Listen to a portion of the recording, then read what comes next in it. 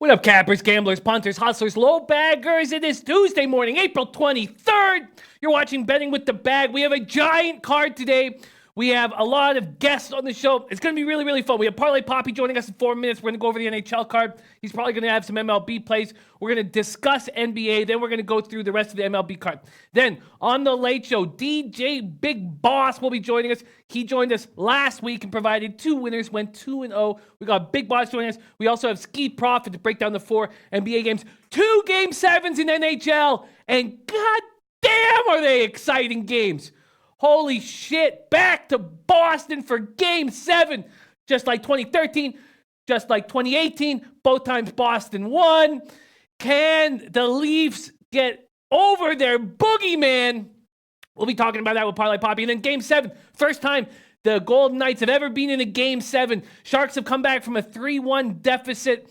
God, just incredibly exciting. Hurdle from Czech Republic says, we are a better team than them. He says after Game 5, he says we're going to come back to San Jose for Game 7. And he scores a shorthanded goal in overtime. Also, that's the first time in a multiple overtime game that the game-winning goal is being scored shorthanded. Shout out to Thomas Hurdle. What balls it takes to say something like that.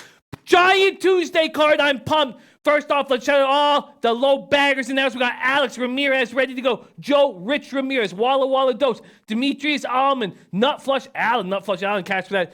D-backs, White Sox over. God, I'm coming off a bad day in MLB, as always. All right, Griego in the house. We got Steven Stucci in the house. Says, good morning, fellas. I'm in Pennsylvania. Steven Stucci in the house. Kevin Pine. Red Girl, Serious Business, Rez Mob, Nate Dogg 420. So great to have Nate Dogg rolling with us again. We got King Rail, says, what up, y'all? Destroying NBA playoffs. Adam Lastman, Ralph Portwando, Matt Randall says, damn that Yankees game.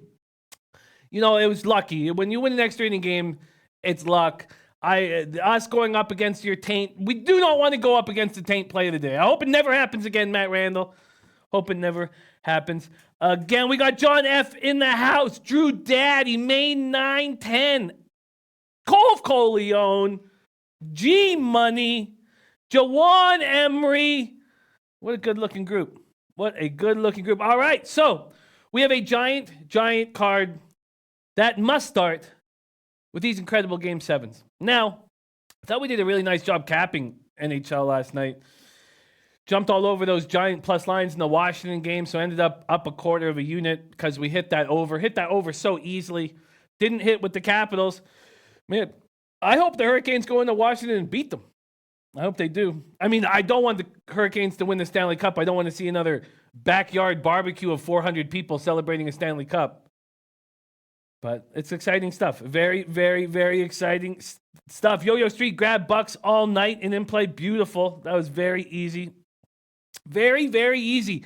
And the Bucks to win 4-0, paid out at plus 200. So all's good. All is good. And we are going to get this Tuesday morning started, popping off, by bringing in Parlay Poppy to the show. Parlay Poppy looking good, my man. How are things? What's popping, everybody? We're live. Game 7's on the live. We're ready to get some buck, man. I got plenty of spots, some interesting looks, and hopefully a big payday for all you low baggers. What's popping, Jimmy? Oh, man, I'm pumped. 2 Game 7s. Does it get better than this? I don't think it does. Let's get right into it. Leafs at Bruins.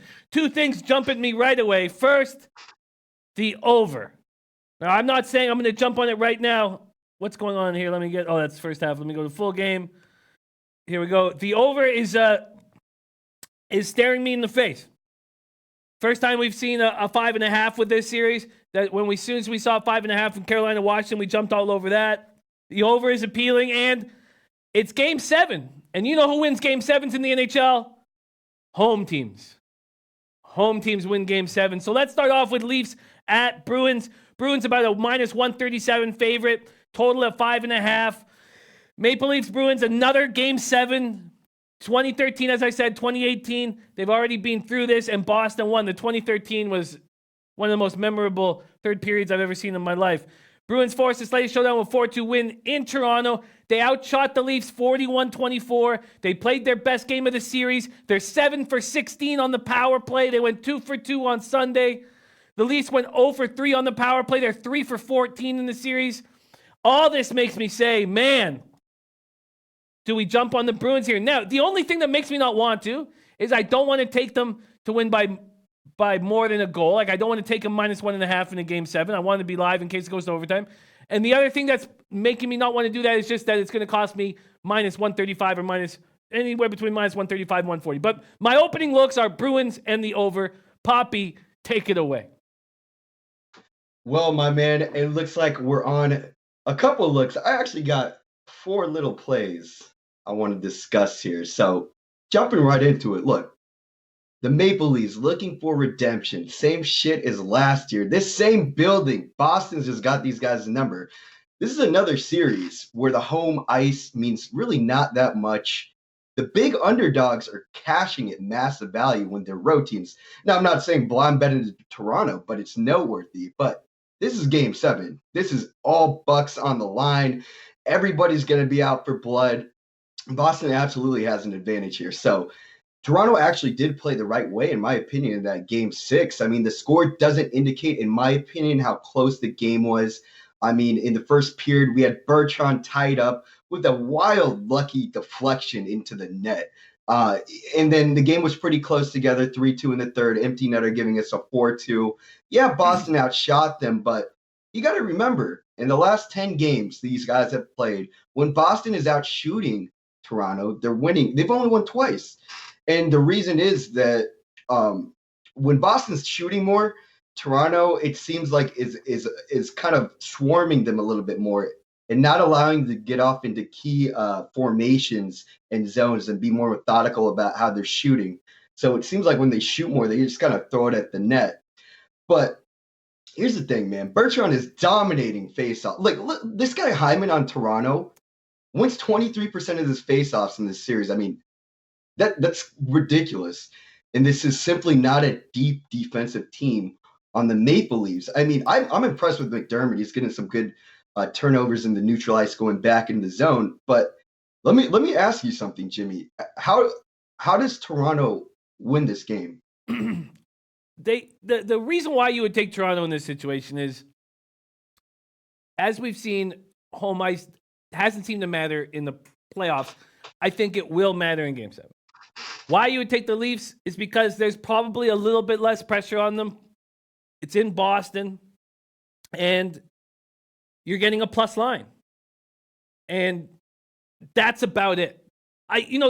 So why did we not want to take an over 5 in that Nashville-Dallas game? Well, because Nashville can't score on the power play. There's no power play goals.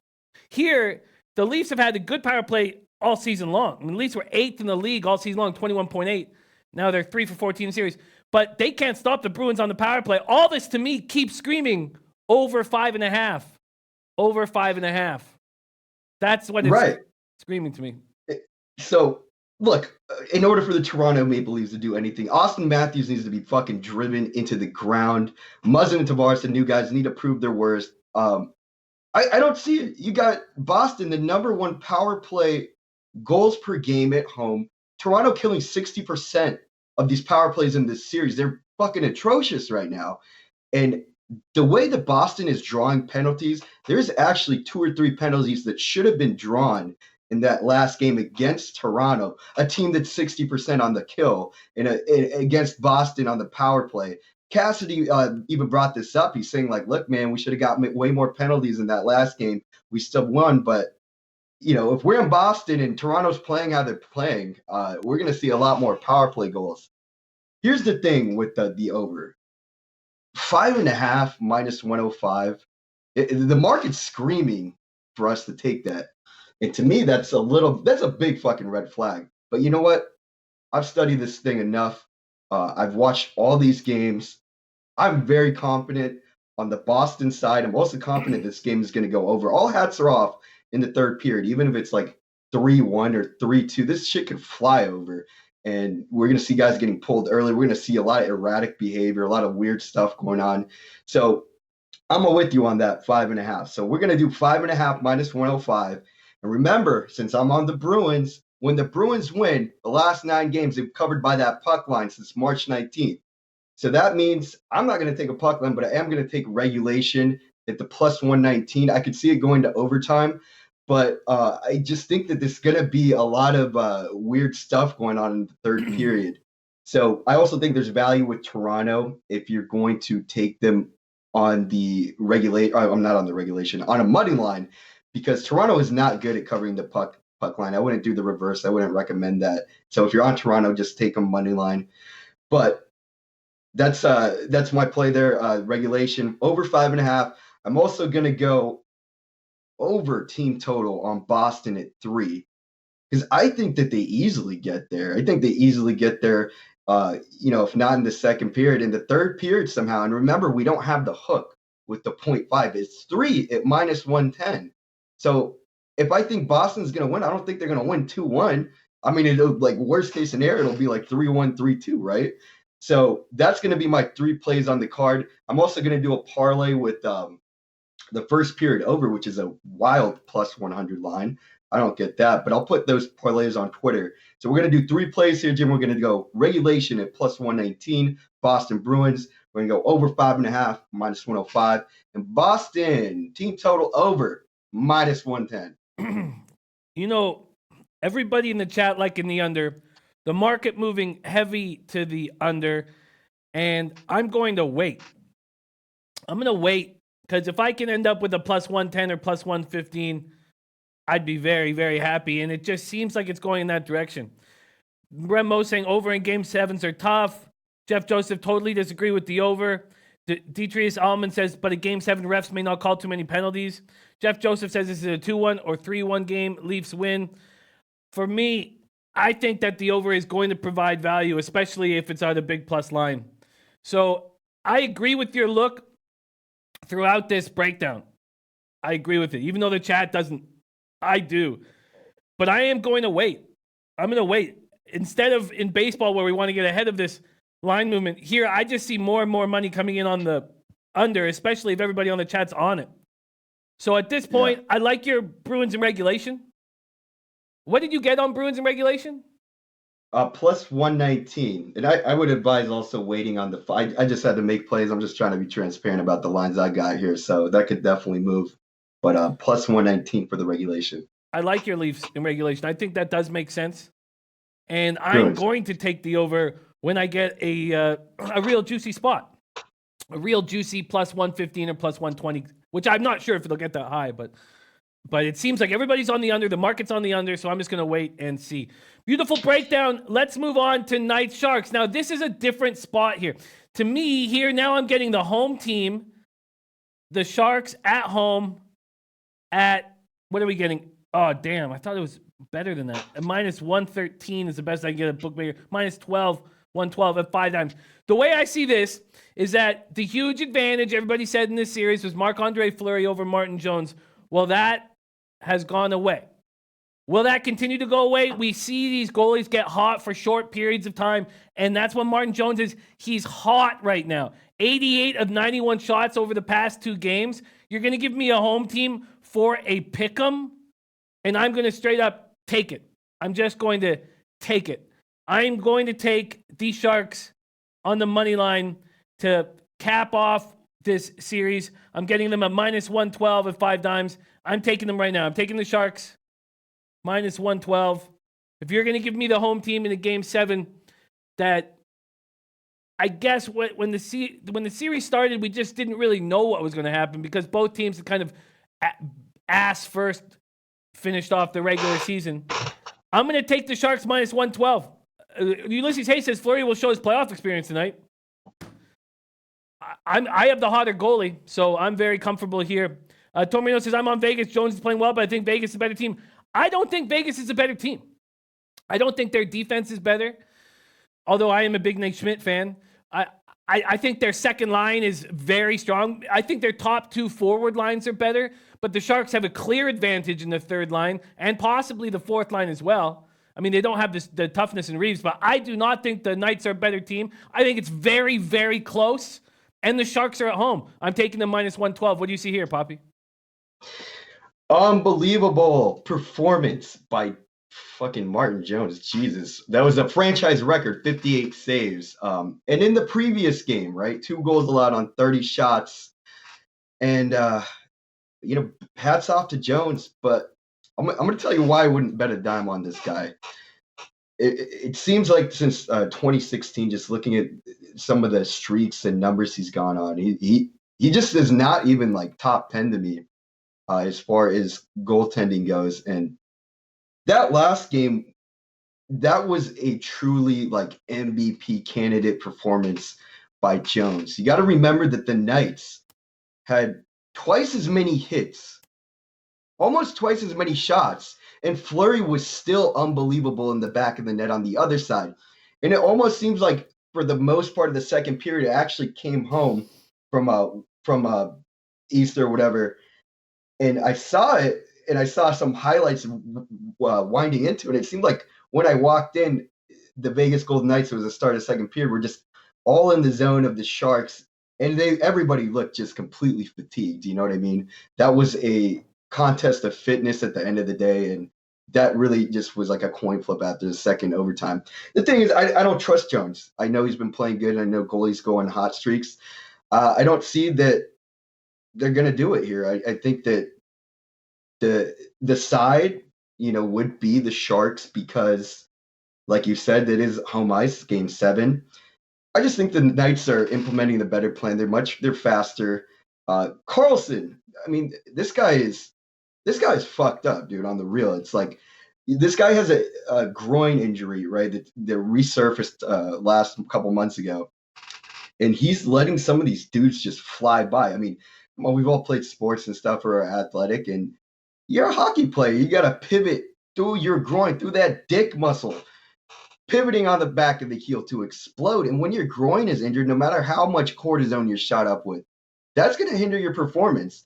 And being on the ice for 36 minutes in that last game for Carlson, I think if he's on the ice, that is a liability for the Sharks. I think that that's going to actually favor the Golden Knights even more so. I think this is actually a pretty even matchup. I don't trust Jones. I know he's at home and he's coming off such an epic performance, and it doesn't seem like a letdown spot. It seems like he's going to step up. I just think the Sharks are going to be the one to get it done here. And I don't know, man. I think that they're going to do it. I also got a little bias here because I got the Capitals and the Knights to meet in the Stanley Cup Finals for 0.3 for $100 to make plus 1750. So I might have a little bias towards my Knights, and I'm gonna ride with them. I'm gonna take a little unit here on the Golden Knights today. I could hear why either side could be the play. I think that everything changes when Martin Jones gets hot. Everything changes in the series. Everything. And he's hot right now. And now the Sharks are the team we always imagined they could be because they're getting goaltending. I hear what you're saying about Carlson. I actually think that his groin is getting better. At least that's what he says. And he's been a liability defensively, but I think he'll get better as the playoffs go on. And I am taking the Sharks. And it's not like I'm enormously confident. I just think this is a huge, huge value spot. Taking the Sharks at home at -112. Huge. I think there's so much value with the Sharks at home in a game 7. The Knights have never played in a game 7. Now, the Knights got a lot of experience last year in the playoffs, but in their run. So it's not like, who cares if they haven't played in the game 7? They've only been in one elimination game. They lost it. I think this is a great, great spot. And I'm all over the Sharks here, -112. If you had a free play on the total, Poppy, what would you do? Yeah, that's what I was about to ask. I was thinking that under correlates with the Sharks because we're still at 6, and I think that if we think based on the logic that you're explaining here that Martin Jones is going to be very effective in goal, I don't see that the Vegas Knights are going to allow a lot of shots to go off on their zone. I think they're going to step up defensively. So I think that Sharks correlate with an under. And I think Vegas, I could see it going either way. If I had a free play, I would say go give my ticket to a homeless person and have him buy some alcohol because I would not know what to do with this play here. Well, you're a good man. You're a good man. I would take the under. I would take the under if I had a free play. Gokster's on the over. If I had a free play, I would take the under in this spot. But I still think that the over is very interesting at 5.5. All right, well, there is our NHL card. I'm on the Sharks minus 112 going right up against Poppy's on the Knights. And Poppy likes the Bruins and the over, but mainly the Bruins team total over is his big play on that Bruins spot. And that he's getting 3 there. On this MLB card, Poppy, what are you looking at? Right, so let's look at that early game, right? So this is a makeup from yesterday. Boston, right? Boston, Jesus, minus 12 units. This has got to be the worst ROI team of the year. And, I mean, Detroit just won versus the White Sox, but fuck, I mean, these guys are like the worst hitters ever, especially against left-handed pitching with Sale is here. So Boston just getting back into form a little bit, sweeping the mighty Tampa Bay with 16 runs in 3 games. Chris Sale, obvious. We've seen all the velocity, all the media talking about him. And if there's a get-right spot for Chris Sale, it is going to be this game. Boyd, on the other hand, has looked amazing, right? This guy, Boyd's pitching for Detroit, right? Yeah. Okay, yeah. Boyd, he's that slider. I mean, this could be his breakout year. He looks really good. Everything I've seen on him looks pretty good.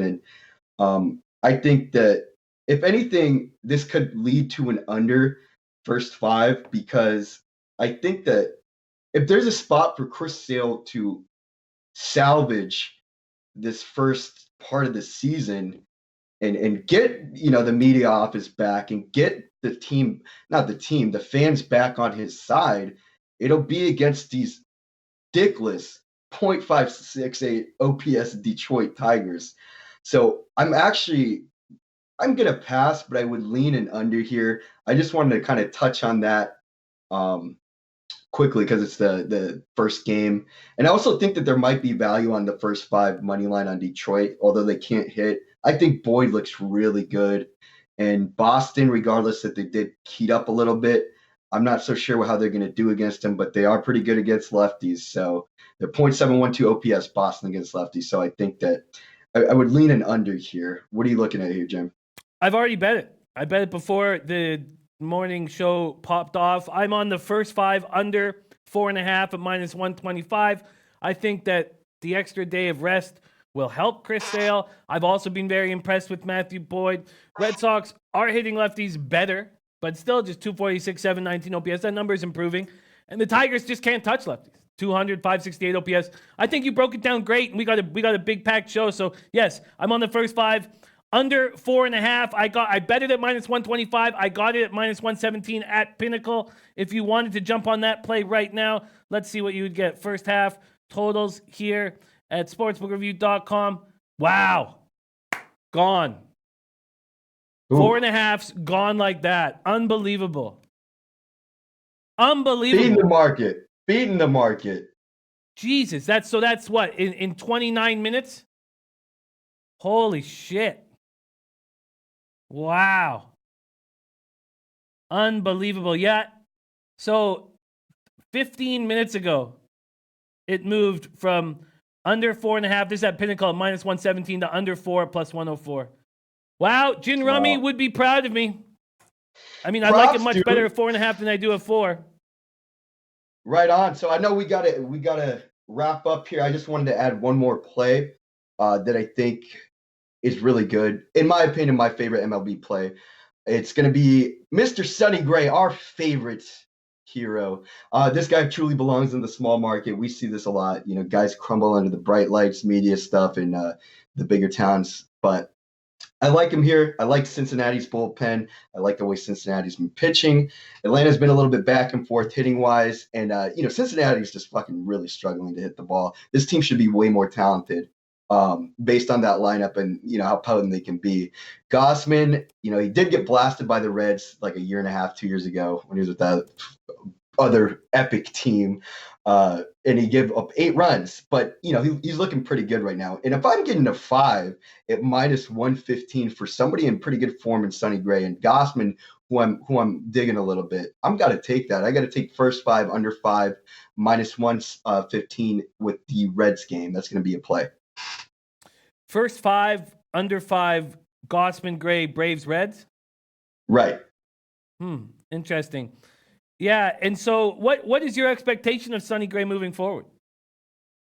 I think that he's going to be better. I think that some of the recency bias is not indicative of his actual talent. I think that psychological issues affect pitchers more than anything else, and I think he does have his head on straight. And I think that being in this place in Cincinnati, we kind of saw Matt Harvey revive himself a little bit over there. Obviously, Matt Harvey life is a fucking bro and is just getting lit all day. But Sonny Gray looks like his head is on straight, and Gossman's doing better over here too. So in the future, I think we got to see. We got to keep watching. I can only base things on what I'm seeing in his past numbers, and they look like they're still good. I can't give you a future expectation on how we'll do the rest of the season because we have such a small sample size, you know what I mean? But I do really like the look of this. At minus 115, that's just a no-brainer for me today. Poppy on the first 5, under 5. Interesting. I love it. So I've got that written down for your first 5, under 5. And is there anything else that you're looking at on the card at this point just to help us into our afternoon study?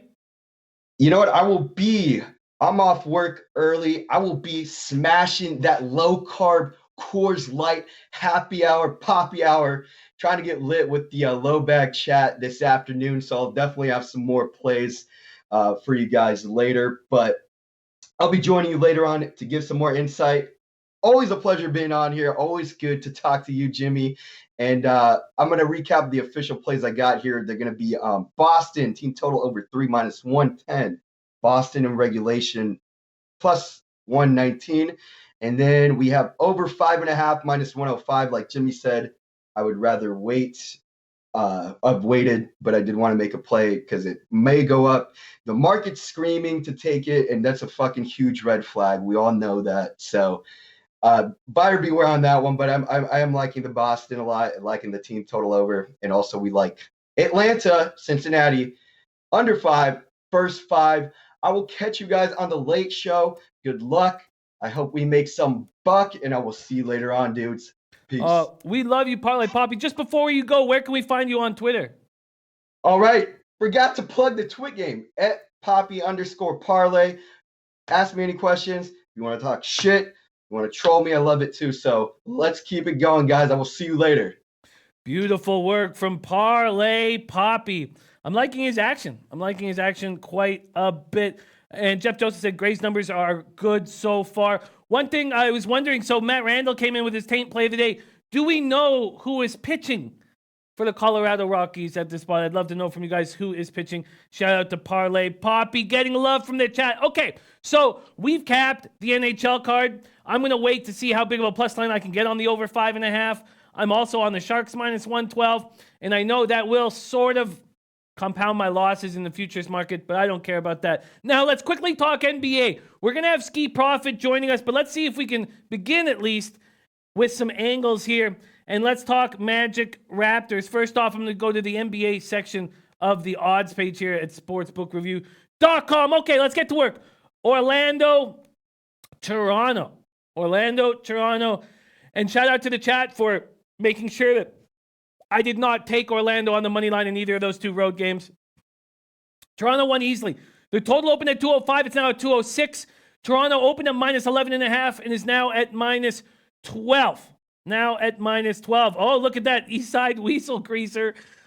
Like Sharks minus 120. I like seeing that. Okay, Gas Station Sushi. Shout out to our man, Gas Station Sushi. Spectacular, thoroughbred handicapper. Can't wait to hear what you think about this giant derby coming up in 11 days. And also, anytime you got some plays for us to hammer, please do. Our man, Gas Station Sushi, is the truth. I got to meet him at IFBC. Great capper. Okay. Xavier Oliver said, Jimmy, I see the Yanks came through for you. Good call. Yeah, thankfully. I had a very bad day in MLB, as fucking always.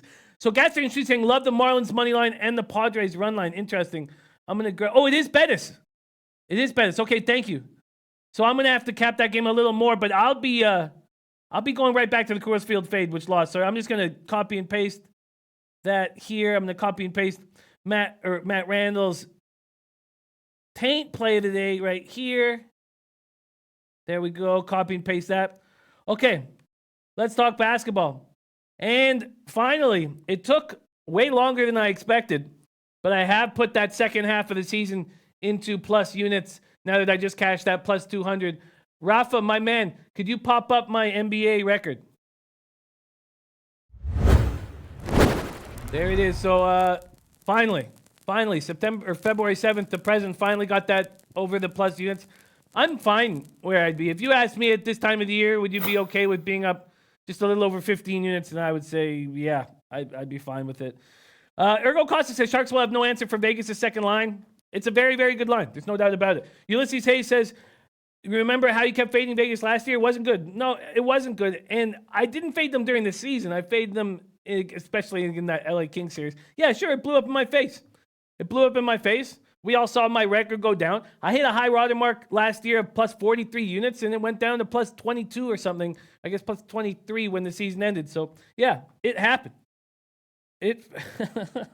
That's funny enough. Okay, so let's go back to this spot. So we have 206 is the total, and Raptors are giant favorites. Giant favorites. Let's break this down. So big rebound for the Raptors.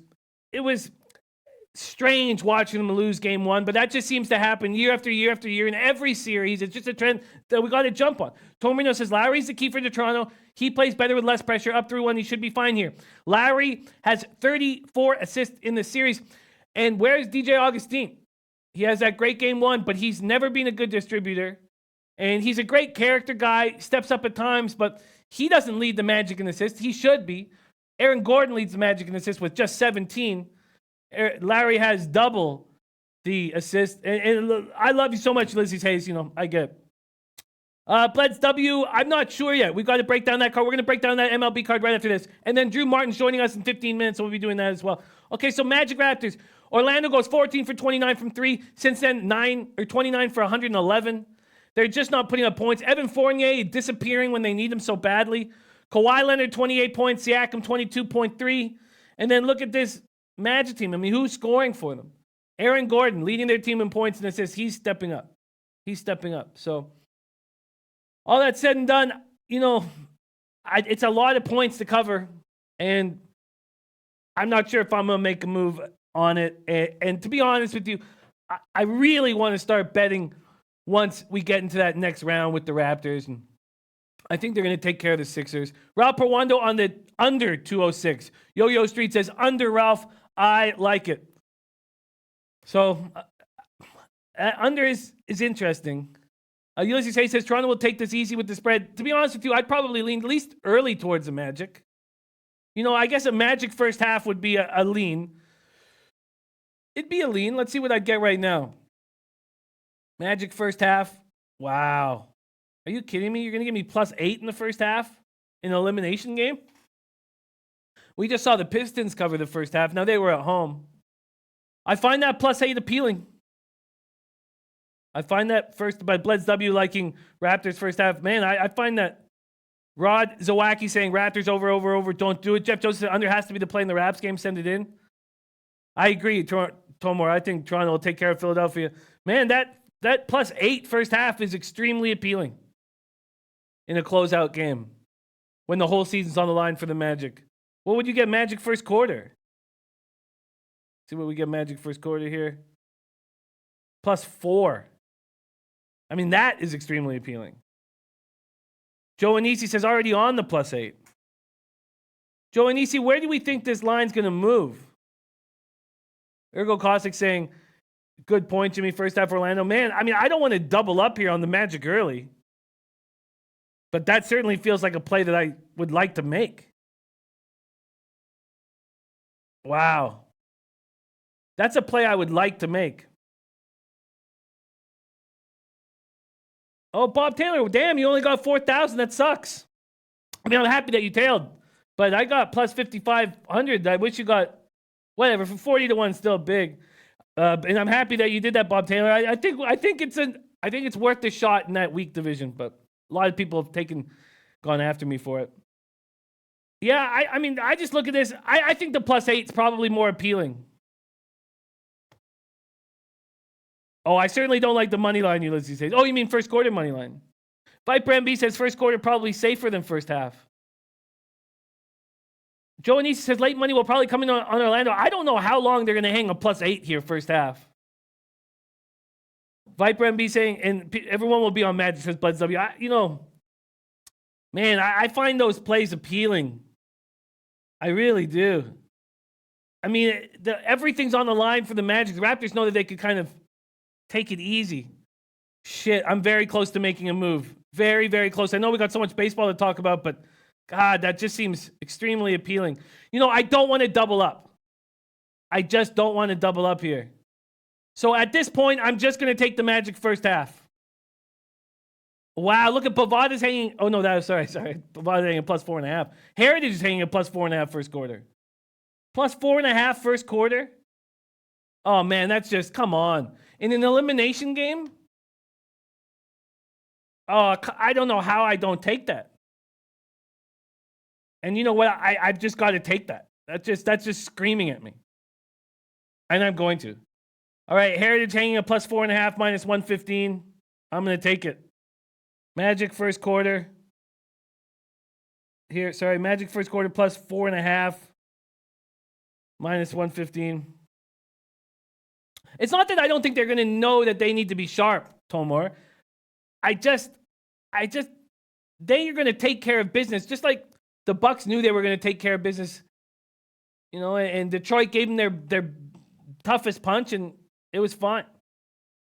Yeah, you know what? This is just too appealing to me. And I'd be shocked. How they're really going to hang 4.5s here? This is just way too appealing. I'm going to take the +8 here. Wow, -116. I mean, that says it all at Pinnacle. +8 at -105 at Bovada. Okay, I'm going to do it. I'm doubling up here. Magic first half +8 -105 at Bovada. All right. Rakeem Reynolds says, take Magic first quarter money line. I just don't have those balls, Rakeem Reynolds, and I respect you. And I, it's not. I like the play, but I just much rather have the plus points. Kirel says, I gave Magic stats in this series. People still taking Magic. Shake my head. Sometimes you have to use discipline. Play high lines for better lines. Yeah, I get that, and you've been doing spectacularly well with that. I just feel like that's a huge opportunity for me. Magic first quarter +4.5, first half +8. And I'm taking him. Okay, let's move on to Nets Sixers. Great to have King Rail in the chat. Let's hammer this out because we do got to talk baseball, and we're behind. So here we go. Nets Sixers. Again, we're going to go to a full game. And Sixers are big favorites. Probably too big. 8.5, 9-point favorites. Man, I mean, again, this is another spot where the Nets have to show something. I have a definite lean towards the Nets here at +8.5. I mean, Nets have never overcome a 3-1 deficit in their NBA history.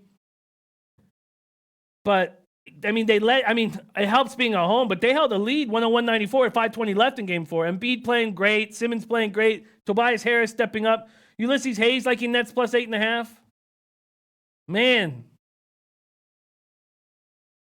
Datfen says you're going to get on the Raptors bandwagon. This best chance the team's ever had to go to the NBA Finals. There's no doubt that's the truth. Yeah, of course. I'm very excited. But that doesn't mean I don't want to take money. Make money. Oh, Elio's got a buck knife in his mouth and tidy whities. Astute Chaos says I'm on Orlando first quarter money line. Respect. Tom Marino's on Philadelphia by 7.5 or 8. I'm just going to leave the Nets as a lean right now. Because we need to get into other games. Xavier Oliver liking Nets first quarter. Let's talk Spurs Nuggets here. Let's take a look at what we're getting with Spurs Nuggets. I'm pretty thankful that I cashed on one of those road games with Denver, and I'm not entirely sure how they're going to handle things at this point. 5.5-point favorites. We finally saw Michael Malone do something, and that was extremely important, putting Torrey Craig into the starting lineup. That had to happen. Somebody had to slow down Derek White. somebody had to slow down DeMar DeRozan. So Harris was all over White. Craig was all over DeMar DeRozan. DeMar DeRozan loses his mind at the end of the game. I was disappointed to see him do that. King Rail says Nets are done. Their season ends tonight. Bleds W liking Spurs money line. Jim Rome's a douche. Nice seeing him. Says Nets starting five is ass. What I'm not going to do here is go right back. Go right back to this Nugget spot. We got Kobe Valentine's plays in baseball. I'm going to copy and paste them right now. Edit copies coming off a beautiful winner with the Diamondbacks. Money line and -1.5 yesterday. So I'm going to copy and paste that. Tomino says Popovich talked about how horrible the Spurs defense was in game 4. I'm on the first half under. That's an interesting look. Let's see what we're getting on the under. Because the Nuggets have figured out a way to sort of get in the head. Torrey Craig looking great out there. San Antonio, Denver. Yeah, it's gone down from 212 to 211. Lance LaRose liking the Spurs under. Deshaun Simmons on the Nets over. Coco Bongo liking the Spurs or the Nets plus 8.5.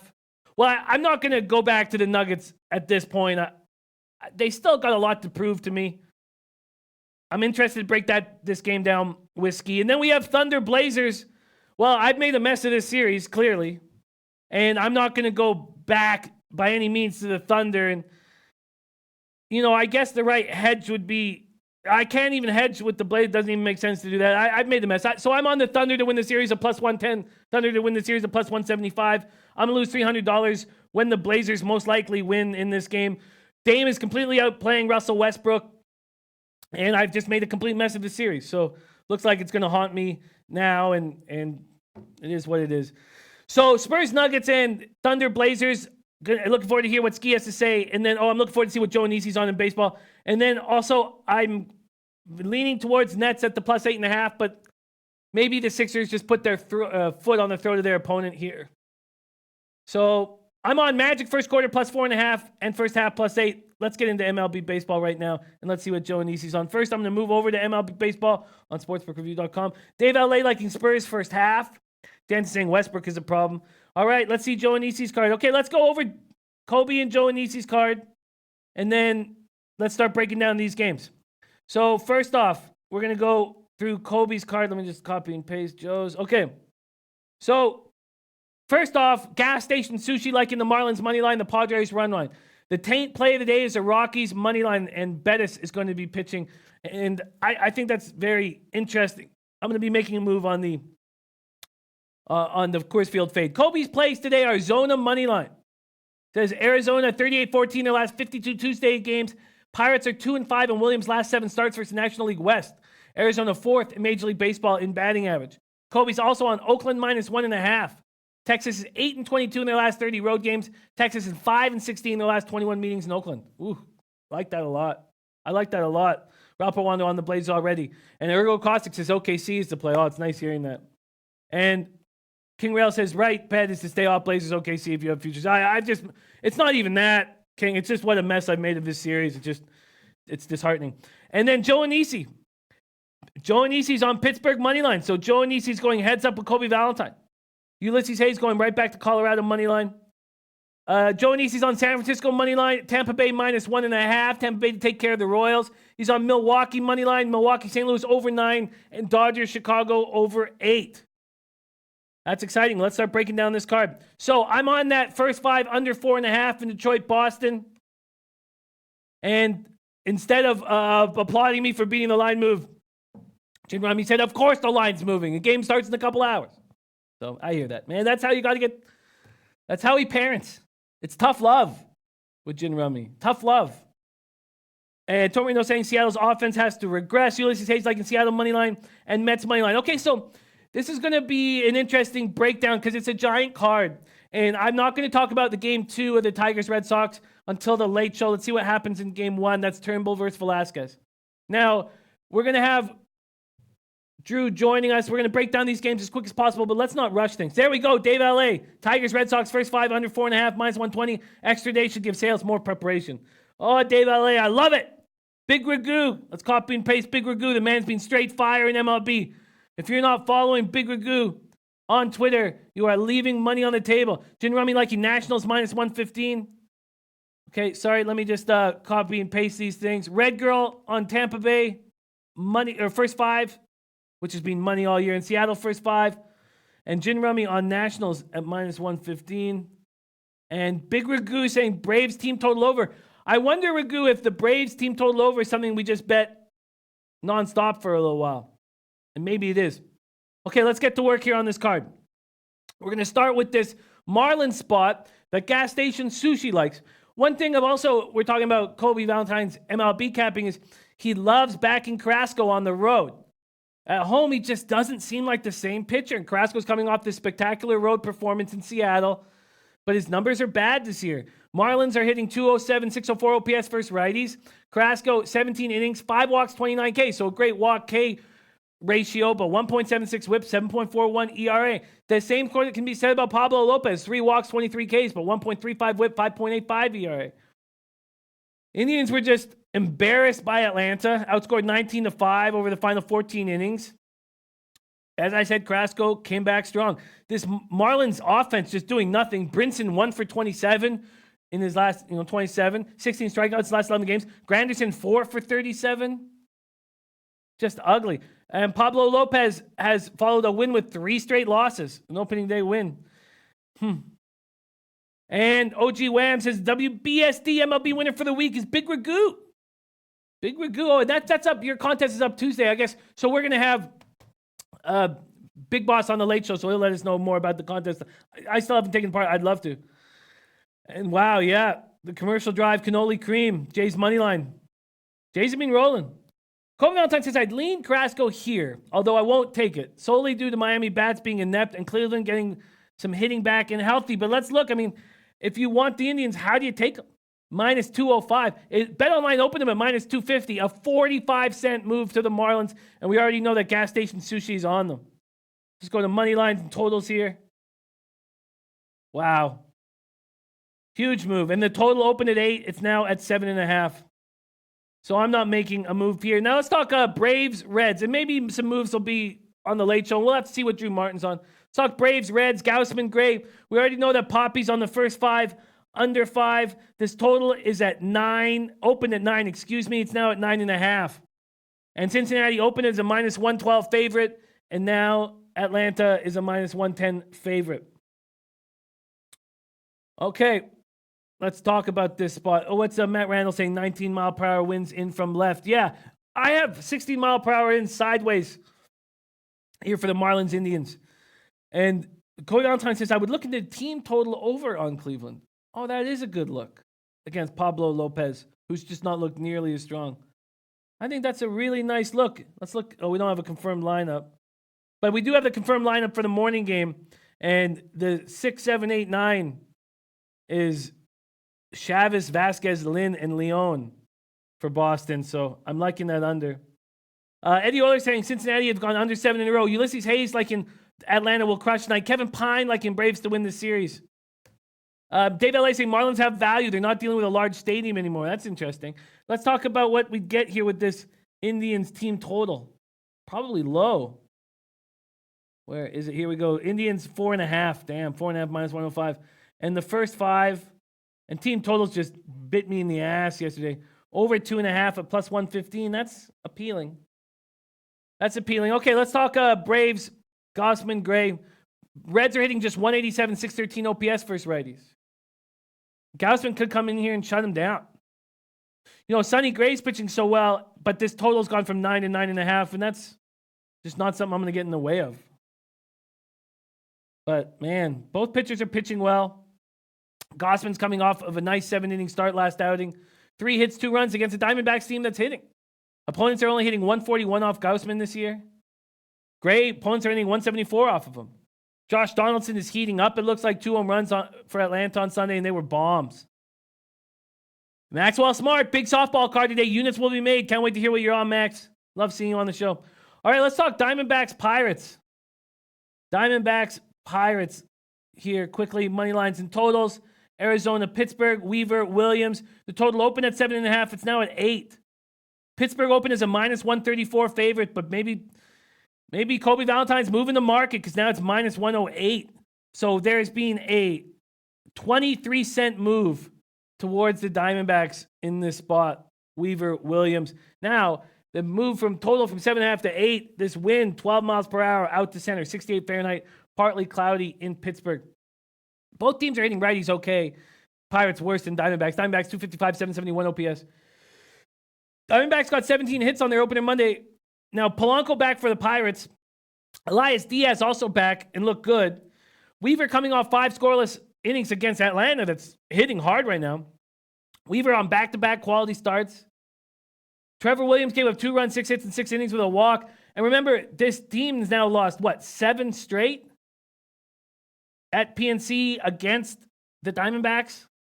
Which is wild. So Bled Stubby says, I love my Buccos today. Trevor will get it done. Ulysses Hayes says, bats will come alive for Arizona. Dav Fenn saying you should totally load up on the Blazers tonight. Yeah.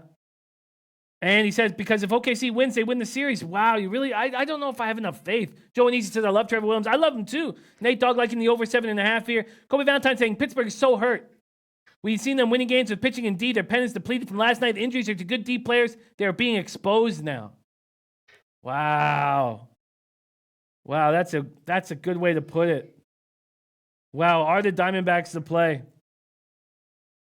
Maybe they are. Maybe I should just quickly tail. Eddie Spit the letter says Weaver looked good in this last start. Maybe you can keep it rolling. Lean D-backs tonight.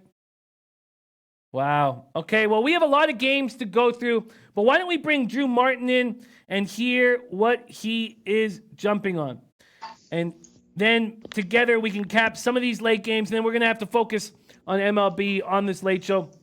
We know that Big Boss will come in and give us MLB plays, and he's coming off a day where he joined us and went 2-0.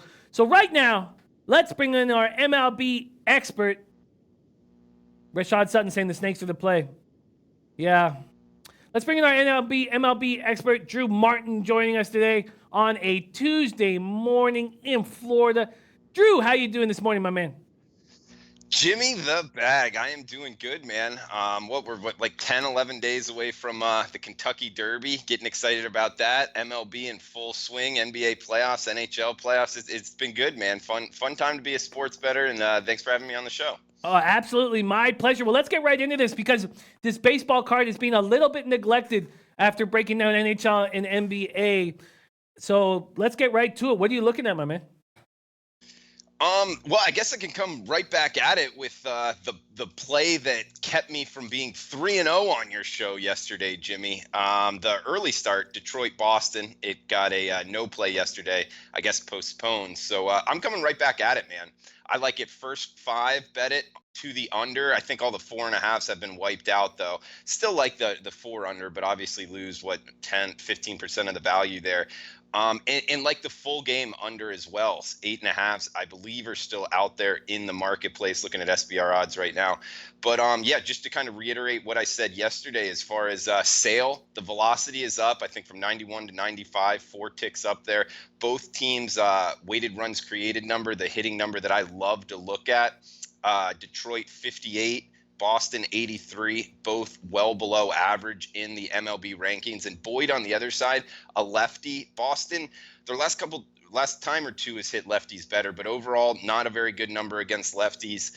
And Boyd, last 19 innings, 26 strikeouts, 5 runs. That's a FIP of 1.69 and an ERA under 3. Boyd has looked good.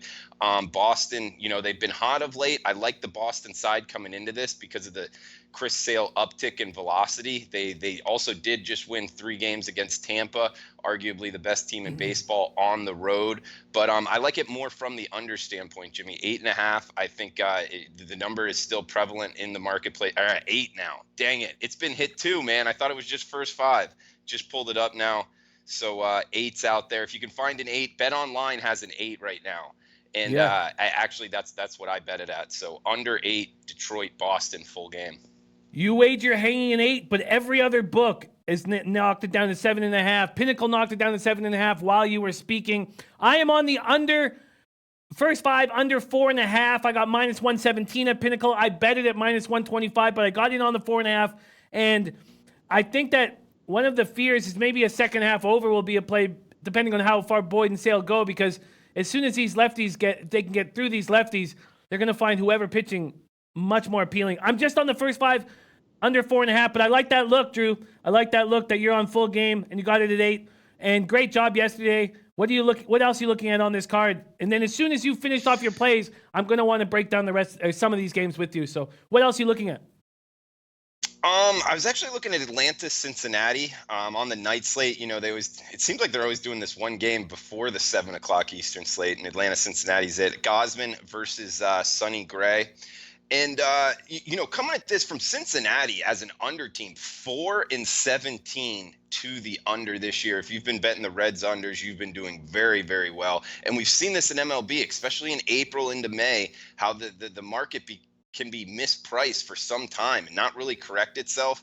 Now we're seeing still 9.5s out there with a 4-17 team towards the under. That makes me automatically look towards the under, not necessarily bet it, break it down. Gosman versus Gray. Gray's been good. His last 17 innings, 22 Ks, 2 walks, 4 earned runs. Getting out of the big lights of New York might have helped him. The former Commodore seems to be pitching a lot better in Cincinnati, whatever it is. And Gosman has pitched well for Atlanta. First 3 games of the season. This will be his 4th start. 17 strikeouts, only 6 walks, 6 earned runs, and that's through 20 innings. There is one question mark. One reason I'm not going too big is this is Gosman's first road game, so he has pitched very well so far this season for the Braves, but all of his first 3 starts being at home. So always a question mark there. How will he pitch on the road? Also add into this the Reds over the last 7 days, the last week here, according to the weighted runs created number, the worst offense in baseball. They're just ice cold right now. So I love to bet on streaks in baseball, and we're finding it here with Cincinnati, 4-17 to the under this year, and the worst offense in baseball over the last week. That all adds up to me with a pretty healthy number here, Jimmy. I'm surprised by it. 9.5, which you can find at multiple sports books right now. I like the under in the Atlanta-Cincinnati game. Yeah, this is a huge red flag for me. Pinnacle opened this at 8.5. 8.5. They put it up a full run now. I mean, Kobe's saying, man, I can't take Gausman on the road. I think this game is a hit-a-thon. Great pitching over expectations, and both teams can hit. Gausman is bad on the road. Man, if it was the other way around, moving towards the under, then I'd be like, oh, let's get on it as soon as possible, or maybe I missed it. But seeing it go up a full run, that's just scares the shit out of me. Big Ragu says take the over, and I'm not going to go against Pinnacle moving it a full run. That's a red flag for me. But I understand what you're seeing. It's just the market's screaming, don't do it. Well, Jimmy, let's break this down, man, because I guess you were just reading the comments, but both teams can hit. What numbers are you looking at? I don't get that. The Reds Cincinnati can't hit. The Reds are only hitting 187, 613 OPS versus righties. I think when you're saying that both teams can hit, I think it's more of like historically for that team. I mean, for the Braves are smashing. The Braves are only hitting righties 250, 776 OPS. They're hitting lefties harder. The Braves are, I think we're at a time now where we just take the Braves team total overs. It just feels like now that Josh Donaldson is going to start hitting, who is hitting 333 versus Gray, I just think that maybe the time is now for the Braves.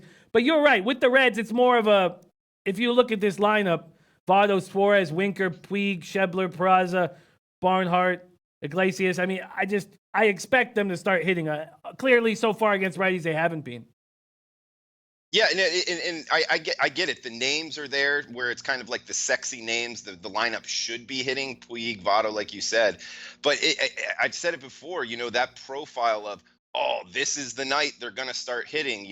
I hate betting that type of profile as far as they're going to turn it around tonight and I'm betting on it.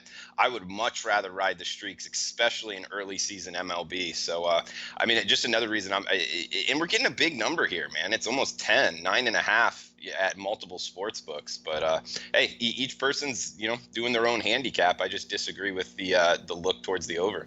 I hear that. And Parlay Poppy's on the first 5 under 5. So Poppy came on the show earlier, and he's on the first 5 under 5. So I get it. Jin Rummy says, I got 8.09 projected runs for the game. So then the under would look great. What else are you looking at on this card? Milwaukee, again, riding the streaks, but I think Milwaukee's a very good team. Their lineup's very good. Zach Davies on the hill, not necessarily overpowering, but whenever you can get Milwaukee as a dog, I'm always interested. And he's a guy that I just don't think the markets are necessarily pricing correct in the fact that he can work himself through, all of a sudden he finds himself a quality start, 6-7 innings, three earned runs, and I think Milwaukee can do pretty well. St. Louis, this guy Ponce de Leon, to tell you the truth, I don't know too much about it. It was about him. It was just a look I was going towards. Not sure if you have much on that. And also the New York Yankees game, going against Stratton and the Angels. I was looking towards the under being on that game yesterday. I mean, we saw just the ball's not flying in that ballpark like it sometimes can, especially being on the West Coast at night in a larger ballpark. I always look towards the unders in those. But who's pitching for the Yankees, man? It's already switched like 2 or 3 times. I'm not even sure if my bet's still in. I was on this under and on the Yankees. I thought it was I had his name written down, like Luizon, a Latin name, and he's from Nicaragua. He throws hard, like 95 miles per hour. He's been striking out a lot of guys in the minors, but now I'm seeing on the SBR odds page that it's German pitching for the New York Yankees, so that obviously changes things. But I was looking towards the Yankees and the under. Yeah, it was supposed to be Loaiziga, and now it looks like now it looks like it'll be Herman. I don't know exactly what the hell's going on over there, but I think regardless that it's an interesting look. Okay, first off, I'm a huge Zach Davies fan. I was so impressed with what he did to that Dodgers lineup and seeing him twice within 5 days. And this market is going fast towards. I mean, if you're looking at like Pinnacle, if you're letting Pinnacle kind of lead you in a certain place, Pinnacle opens up with the Brewers at plus 112, and then money comes in on the Cardinals. And that didn't last long. It went up to plus 120, but now it's down to plus 103. That makes sense to me. The Brewers make sense to me. The Brewers' first 5 also makes sense to me. But I'm just going to take the Brewers to win the game here at plus 103. I'm going to jump on that right now. Oh, I didn't even know if that's the best line. Sorry, that was Pinnacle's line. Let's see what I'm getting. Oh, no, plus 105 at Heritage. Sorry, plus 105. Okay, I'm going to jump on that. And, I think that the first 5 should be the biggest asset with Davies going up. I really do. I think that Ponce de Leon, I took a look at his numbers in Memphis, and they were okay. He always has good numbers in the minors. But he's 27 now, and he still isn't cracking the roster. Joe Anisi said Ponce de Leon is good stuff, but he struggled in MLB. That's perfectly put, Joe. So yeah, I you know what? I'm gonna double up here. I'm going to double up here. It's not that I think that Ponce de Leon is going to get touched that drastically. I just feel like there's a big advantage with the way Zach Davies is pitching right now. He just seems very calm, cool, and controlled on the mound. There's a plus 105 in the first 5 being hung at Bookmaker. So they're both at plus 105, plus 105. First 5 on the Brewers, here. And full game is at plus 105. All right, I'm doubling up on the Brewers. Now, I have a question about Stratton. I watched his last start, and he got touched badly. He's had a terrible start to the year. 13 walks, 11 Ks, 2.00 whip, 7.00 ERA. And it was the Mariners that got to him. But his stuff was actually okay. And I know he's a first-round draft pick. I do not know what to do with him moving forward. But you think enough that even with Loaiziga probably having a nice start against this weak Angels offense, but you were thinking that Stratton was going to possibly be able to hold down the Yankees? Yeah, especially with the injuries on the Yankees. But I will say this: I put a full unit on the Yankees with Loaiziga. I think you said his name is the Latin kid from Nicaragua that throws hard. A full unit on them and only a half a unit on the under because of what you're talking about, man. Stratton, he's been lit up a couple times. 6 earned runs versus Seattle. But you're right. He's got the stuff. But a lot of major league pitchers have the stuff. It's a matter of can he put it together? He's given up a bunch of hits and 3 walks, 4 walks, 4 walks his last 3 games. That's always a question mark for me. So you bring up great points, Jimmy. It's just more on the West Coast. Also, the fact that New York, going from New York to Los Angeles, I always look to kind of fade in some form or fashion the offense going east to west coast or west to east coast in the second and third games. Not necessarily the first game. We actually saw the Yankees win in extra innings, and that might compound the fact of, just making that trip, playing an extra inning games, coming back tonight. I wouldn't necessarily look for the Yankees bats, given their injuries, given the spot, to be hot tonight. So that's one of the looks I was looking at on being on the under. No, it makes sense. And we're being joined by our man, Need for Tips, our man, Alex. I've got great news, exciting news for the show. Alex is going to be joining us every Friday morning moving forward and giving us his tips for the weekend, the soccer weekend in Europe. And I'm so excited, man. I'm so excited to have Alex. So Alex, on Friday mornings, right here, which is really, really exciting. So shout out to our man, Alex, Need for Tips in the house. Yeah, I'm going to spend more time. I mean, with the pitching change, I'm going to spend more time studying this. But I don't hate on Stratton. I don't hate on him. And there have been times where I would fade him nonstop, but I'm almost thinking that this might be a buy very low candidate right now. But I'm going to need to study that further. Are you looking at any other spots right now, or can I start pitching some games to you? Let me see here. I haven't bet anything else. I mean, got Homer Bailey on the hill. I know a lot of people like to fade him. I'm actually looking to bet on him. Big plus price here. But going against Tampa, I haven't had the balls to pull the trigger yet. I don't really look forward to betting against the Rays. We were talking about Ponce de Leon. I wanted to bring up to you, man, that kind of name, it makes me almost want to bet on him. Ponce de Leon, great last name there. And he's actually from California. I would think he'd be a foreign of some nature. But no, back to the games. Nothing else that I've actually pulled the trigger with. Looking Freddie Montes, the market has knocked out these minus 130 range. Now we're seeing what as high as minus 150 on Oakland tonight. I was looking towards the A's, but slow to pull the trigger, so that number's moved away from me. Other than that, Jimmy, man, you can fire away. Okay, first off, a lot of the guys here are on the Diamondbacks. On Point Wagers going to the game, taking the Diamondbacks, backing Luke Weaver. I like Trevor Williams a lot, but this lineup that we're dealing with the Pirates has just been destroyed. I know they got Polanco and Elias Diaz back, but what do you think about this Diamondbacks Pirates spot and the chat? Kobe smashed with the Diamondbacks yesterday. Diamondbacks have won 7 straight times at PNC Park.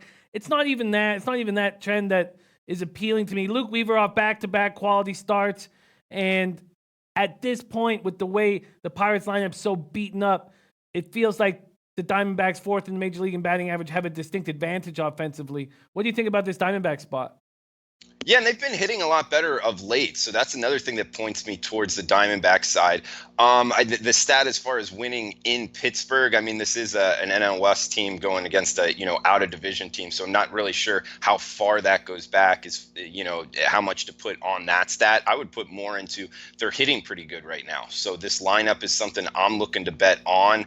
The Pirates, not so much. Looks like the I can't even find them on the list here, but the Pirates weighted runs created number as far as under 80. So it's a hot lineup versus a cold lineup. That makes me point towards the Diamondback side. Neither of these two pitchers I have bet on yet this season. So from a pitching standpoint, I'd probably stand back and just watch as a fan. But I would be much more inclined at a pick'em price here to pick the winner with the Diamondbacks.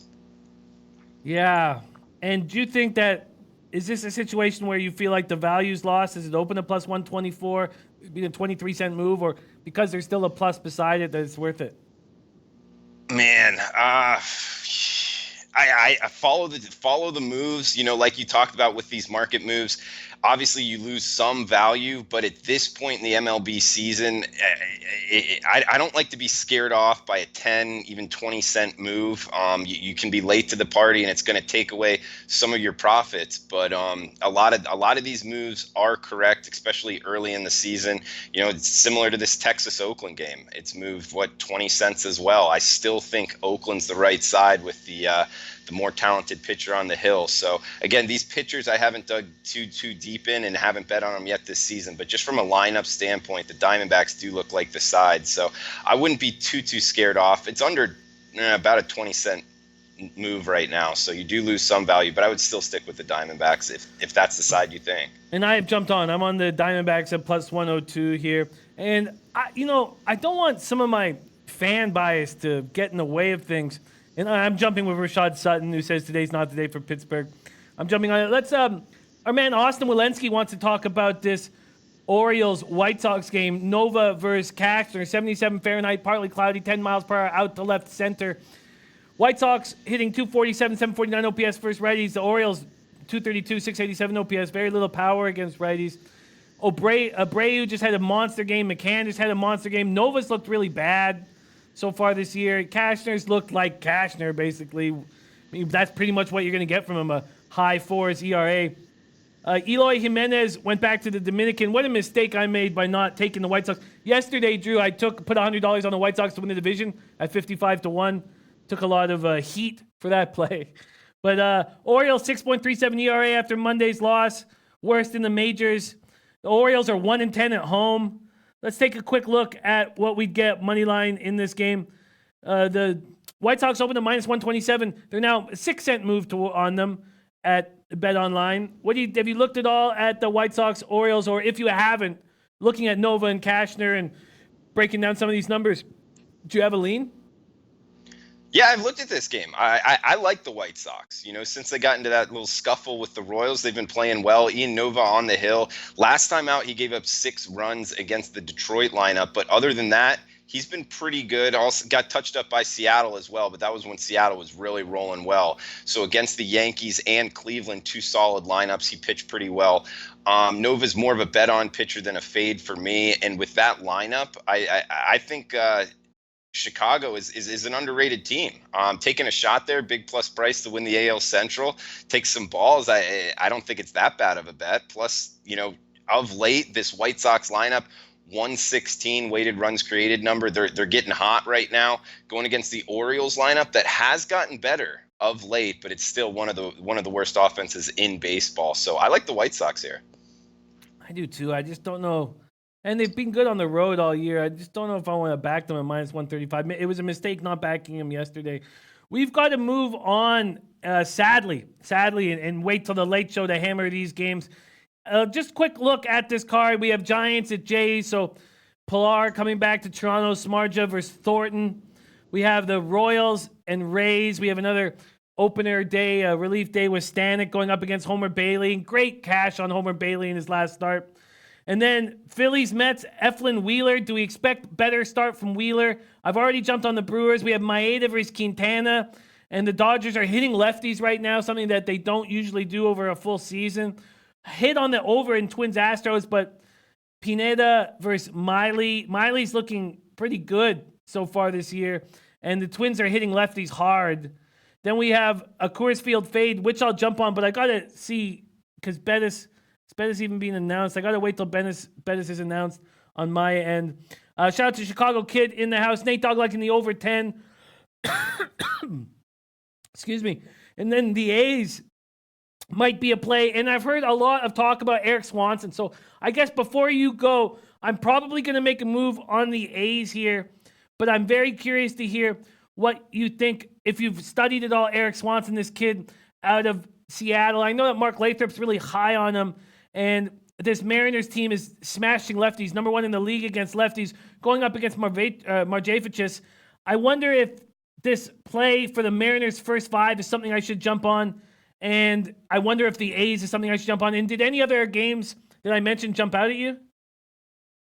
I haven't studied too much the Swanson, the Seattle pitcher. It's one of those situations I like to see these guys pitch, once, if not multiple times in the season. Them going on the road to San Diego, who's let's face it, San Diego's pitching has been good. Their offense, everybody knew about the moves in the offseason, but their starting pitching has been very good as well. So getting a small plus price here, I would look towards Seattle, but being on the road, it's not something that I've pulled the trigger as of now.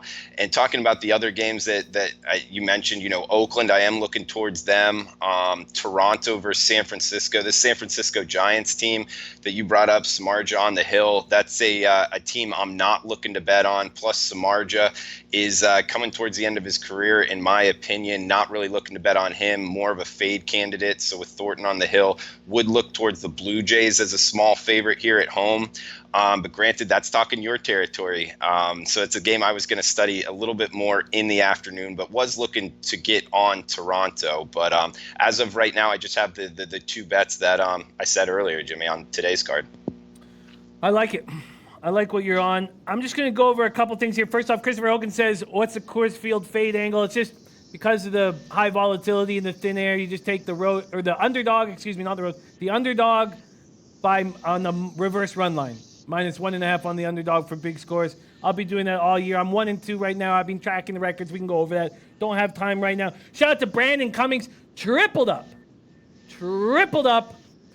on the Cardinals last night. Beautiful, beautiful work. I did just jump on the Mariners first 5 at +115. Lathrop high on Swanson. That's about enough, as much as I need to hear. Padres are scuffling right now. I know that Cody Valentine says the SD game seems like it's begging for Seattle money. I think he thinks San Diego gets it done. Seattle Penn stinks, so I'll just stick on the first 5. Then I am going to take the the A's on the run line here.